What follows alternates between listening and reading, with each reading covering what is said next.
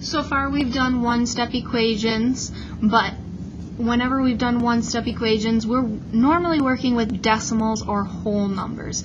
Now we're going to work with rational coefficients. Remember, coefficient is the number in front of the variable, and rational means that today we're going to be working with decimals and fractions in front of the variable. So here again, always remember what you're trying to solve for. I'm trying to solve for k, so I need to get rid of the number that's with the k. So I want to get rid of the 1.6. Now, with the 1.6, it's multiplication there, so we need to do the opposite. We need to divide. Divide by 1.6 and divide by 1.6.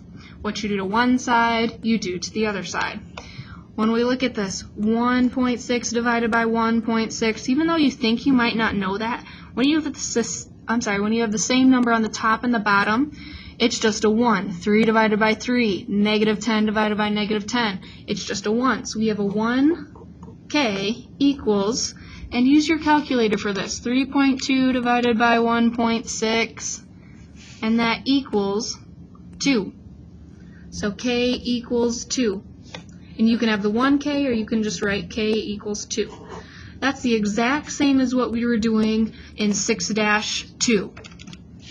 Here's another problem, same type of thing. We find our variable, what we're trying to solve for. You look at the coefficient, and again, a lot of people think that you should be adding a 2.5, but you can't add 2.5 to negative 2.5b because they're not like terms.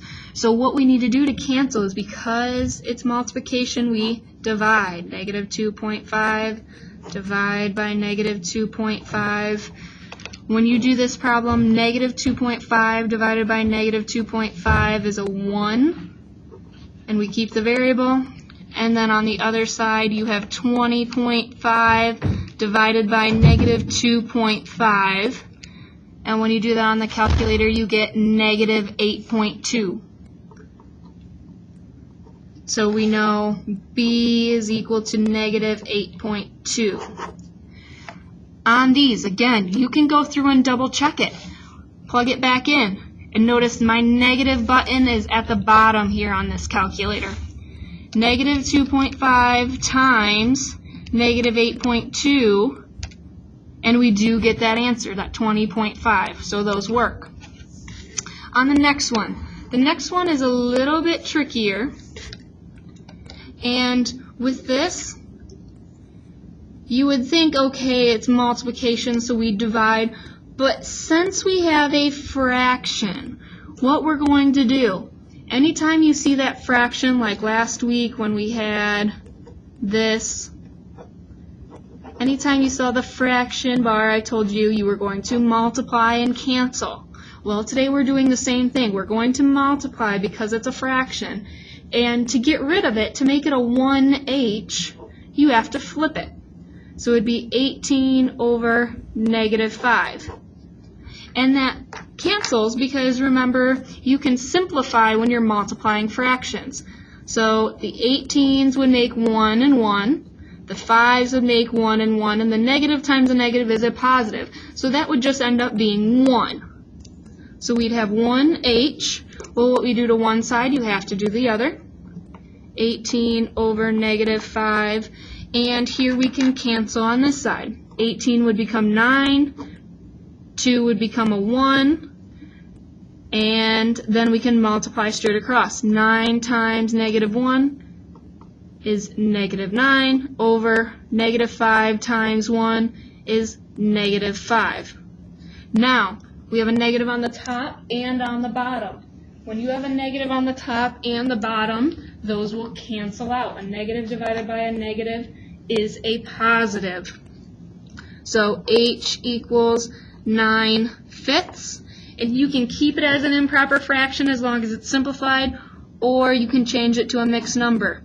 There's 1 5 in 9, and there's 4 left over. Okay? So that's how we would figure that one out. Next one is the same way. Again, we have our fraction, and if you want to, look at this, and we have our fraction. So that means we're going to multiply, and we would do 9 over negative 7, and here we would do 9 over negative 7, because you multiply by the reciprocal. The reciprocal just means we flip it over. Because when we flip it over, now we can cancel these out. The 9 and the 9 cancel, the 7 and the 7 cancel, and the negative would cancel. We are left with just m. From here we look at the other side. We can't cancel these, but the 6 and the 9. The 6 divided by 3 is 2. The 9 divided by 3 is 3. And we multiply straight across. 11 times 3 is 33. 2 times negative 7 is negative 14. Now the only problem with this is we don't normally put negatives on the bottom, so I'm going to put it out front. And there's your answer.